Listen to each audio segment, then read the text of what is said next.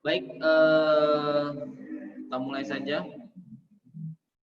Selamat pagi semuanya, salam sejahtera, namo buddhaya. Dalam perjumpaan kita kali ini,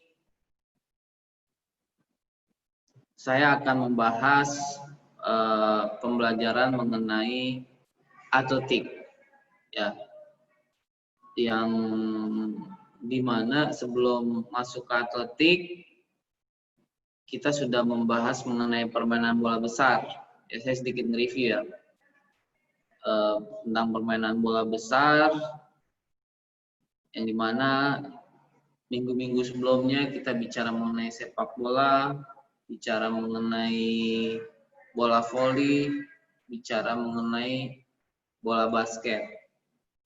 Tapi saya masih ada yang belum tersampaikan mengenai sepak bola di kelas 10 TKJ. Tapi tetap nanti saya akan menyelesaikannya mengenai sepak bola. Tapi sebelum menyelesaikan, saya berpindah dulu, ya, mengejar materi.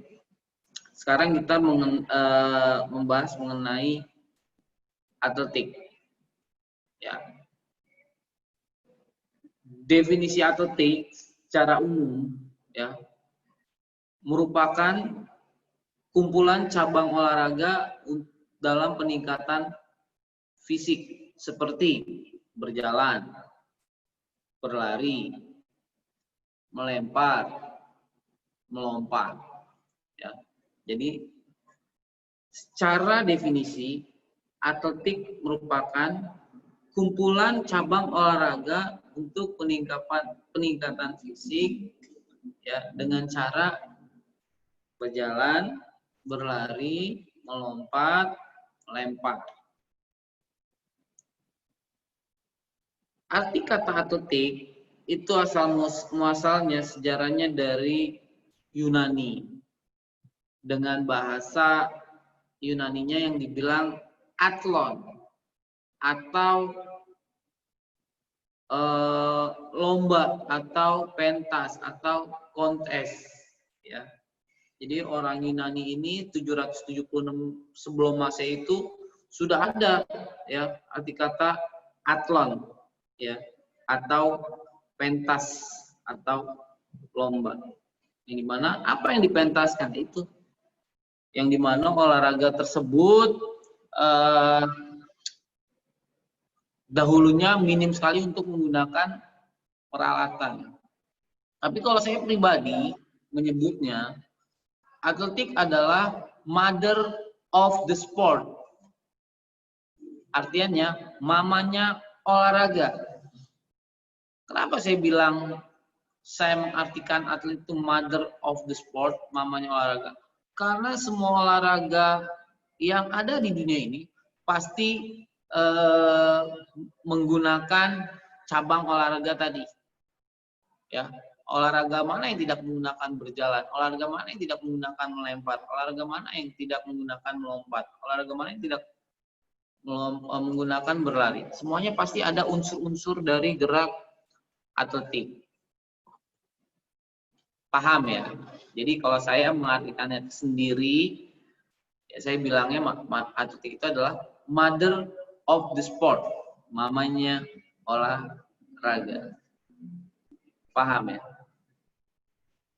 Dan untuk pembelajaran tingkat SMK kelas 10 yang akan saya sampaikan berdasarkan SKL standar kelulusannya, ya, dan berdasarkan sarana prasarana yang tersedia, saya akan membahas mengenai berlari.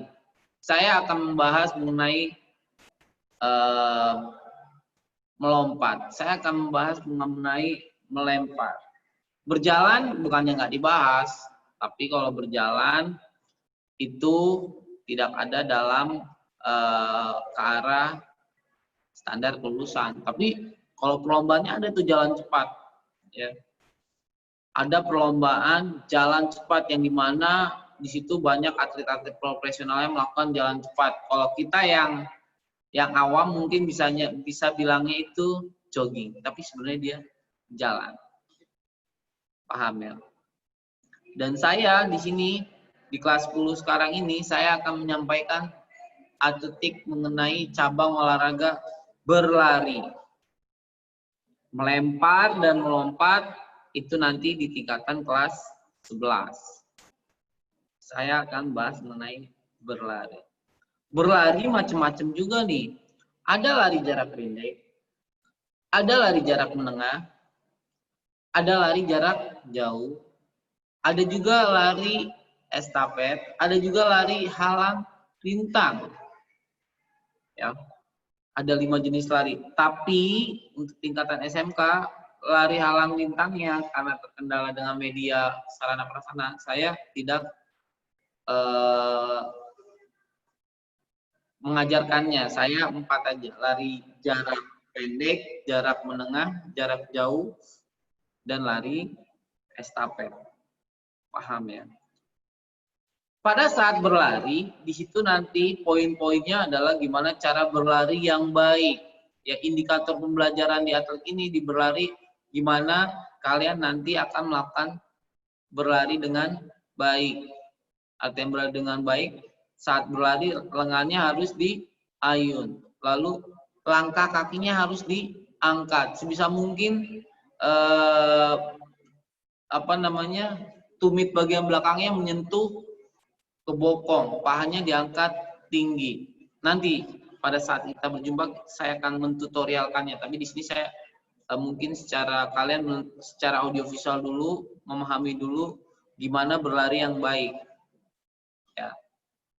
Selain langkah dan lengan, ya, berlari juga menggunakan awalannya yang dibilang start. Startnya ini juga ada macam-macam. Ada start jongkok, ya, ada start berdiri, dan ada start melayang. Start berdiri dan melayang kurang lebih hampir sama. Melayang ini akan dipergunakan pada saat nanti mempraktekkan lari estafet. Kalau berdiri ini akan dipergunakan lari jarak menengah lari jarak menengah dan lari jarak jauh. Dan start jongkok ini dipergunakan pada lari jarak pendek dan lari estafet. Yang dimana pada start jongkok di sini ada 3 tahapan, ya. Tahapan yang pertama adalah bersedia, siap, baru mulai. Kalau di lintasan perlombaan itu biasanya jurinya atau referee-nya menggunakan tembakan atau fluid. Dan biasanya kalau modernnya pakai lampu, misalnya merah, ya, kuning, ininya hijau sekaligus tembakan.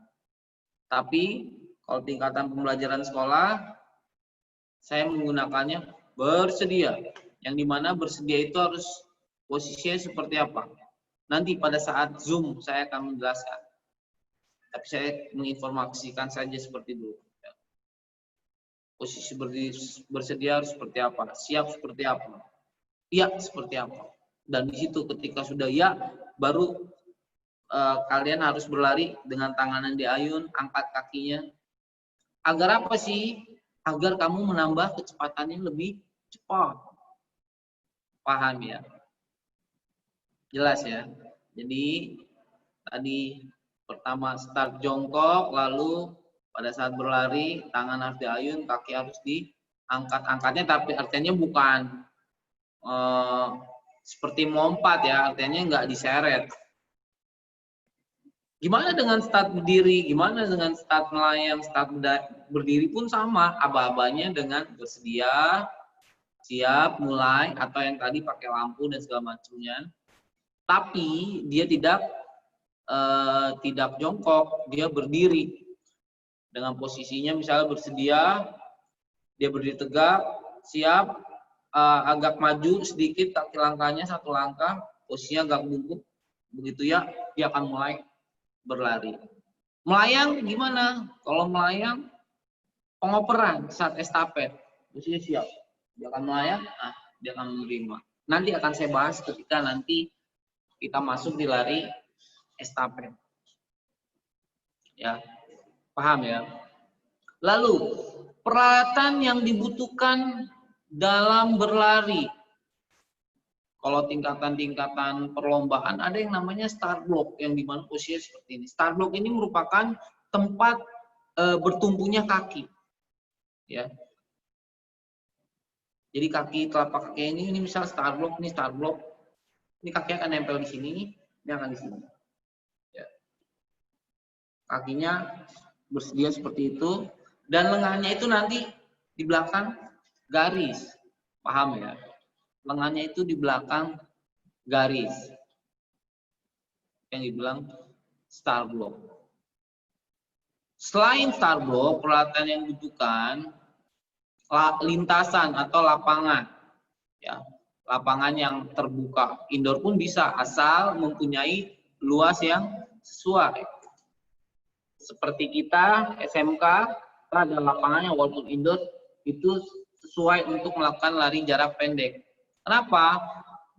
Jaraknya itu yang paling rendah adalah 60 meter. Ya. Jarak lari jarak pendek yang pertama adalah 60 meter, yang kedua 100 meter, yang ketiga 150 meter, yang keempat 200 meter. Ya, yang kelima 300 meter, yang paling terakhir adalah 400 meter. Kalau saya kasih analogi atau perbandingannya atau gambarannya, 400 meter itu satu keliling lapangan bola. Kalau kamu tahu Stadion Bekasi, itu lapangan ada lintasannya. Satu full itu 400 meter. Kalau 100 meter ya dari sudut sini. Ini apa namanya? Ini perumpamaan segini, dari sini ke sini itu 100 meter. Ya, kalau 60 ya setengahnya. Dan biasanya pelari-pelari itu sangat-sangat cepat. Seperti kalau kalian tahu Usain Bolt itu merupakan atlet dunia.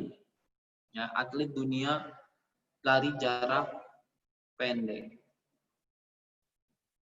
Paham ya, jaraknya dari 60, 100, 150, 200, 300 sampai 400 tergantung regulasi dari kejuaraannya. Paham ya? Terus kalau lari jarak menengah, berapa aja jaraknya? Oh, dia tingkatannya lebih jauh lagi. Ya. Dia mulai dari 1000 meter, 1500, 2000, 2500, 3000. Ya. Dan biasanya dia itu outdoor. Jarak menengah itu dia outdoor, sama sih jarak pendek, tapi outdoor-nya di sini berkeliling. Ya, berkeliling artinya misalnya kayak dari depan Ananda misal lari jarak menengah mengkelilingin misalnya sampai ke arah stasiun ke arah proyek masuk ke arah terminal, nah masuk lagi, nah itu kurang lebih kayak gitu ya, sampai 3000 meter. Nah jarak jauh gimana? Wah itu lebih jauh lagi, mulai dari 4000 meter, 5000 meter, 6000 meter, bahkan sampai 10.000 meter. Tapi bahasanya bukan meter biasa, misalnya dari 5 kilo sampai 10 kilo, bahkan sampai 20 kilo. Ya. Yang menentukan pemenangnya adalah siapa pelari yang lebih sampai, berarti waktunya yang paling cepat. Oke. Jarak-jarak lari pendek, menengah, jauh, saya harap bisa dipahami ya. Atletik ini mempunyai induk organisasi, ya, sama seperti sepak bola, bola basket, bola voli. Induk organisasi apa nih? Kok selalu ada sih? Selalu ada dalam setiap cabang olahraga. Iya, harus ada. Karena itu payungnya, artian payungnya di situ yang akan nanti menentukan pengembangan dari olahraga tersebut gitu. Dan nanti dia berkomunikasi dengan sentralnya, ya IAAF, itu internasional. Kalau nasionalnya PASI, PASI, IAAF, IAAF. PASI apa? Persatuan Atletik Seluruh Indonesia. PASI ya. Persatuan Atletik Seluruh Indonesia. IAAF apa? International Amatir Athletic Federation. Ya. Paham? Jadi itu. Oke? Saya harap penyampaian yang saya sampaikan dari awal sampai sekarang itu bisa jadi petunjuk buat kalian mengenai atletik. Tadi saya membahas mengenai definisi, asal muasalnya, lalu perlombaannya, perlombaan cabang olahraganya, beserta jarak-jaraknya tadi bisa dipahami. Ya, minimalnya indikator pembelajaran secara audiovisualnya kalian nyampe dulu. Ya, nanti kalian bisa belajar lagi melalui visual sampai kalian ke arah psikomotoriknya, bergeraknya. Paham ya? Jadi saya harap bisa dipahami untuk pembelajaran kita hari ini. Oke? Jika masih ada kebingungan, ya nanti kamu bisa diskusi dengan saya dengan chat WA saya. Paham? Ya, sekiranya masih ada yang kurang atau kamu bisa mereviewnya. Terus yang paling jangan lupa juga kamu nanti hari ini bisa isi absen juga. Isi absen di GCR. Nanti ketika TMO di minggu berikutnya kita akan bahas mengenai start jongkok dan cara berlari. Oke? Terima kasih untuk perhatiannya. Cukup untuk hari ini. Semoga apa yang dari awal saya sampaikan bisa menjadi petunjuk buat kalian. Sehat selalu, ya, dan selalu bersyukur, dan jaga kesehatan, dan jangan melawan orang tua. Sekali lagi, terima kasih. Selamat pagi, salam sejahtera, namo buddhaya. Bye.